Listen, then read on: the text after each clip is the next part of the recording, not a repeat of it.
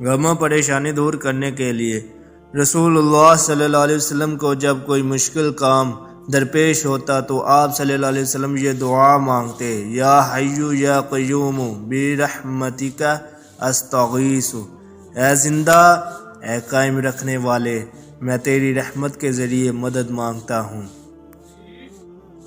دو شخصیتوں کا بہت خیال رکھنا۔ زندگی میں دو شخصیتوں کا بہت خیال رکھنا۔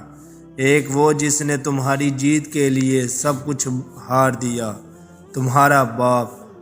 ایک وہ جس کی دعاؤں سے تم سب کچھ جیت گئے، تمہاری ماں۔ اللہ ہمارے ماں باپ کا سایہ ہم پر سلامت رکھے، آمین۔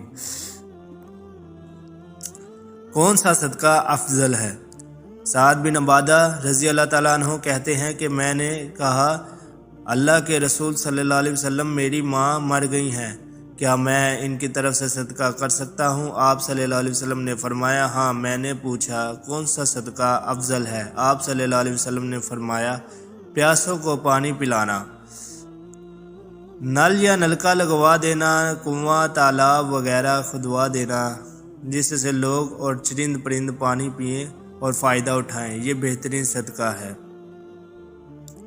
ویڈیو اچھی لگی ہو تو چینل کو سبسکرائب کر دیں اور بیل آئیکن کو دبا دیں تاکہ آپ کو نئی آنے والی ویڈیو جلد مل سکے۔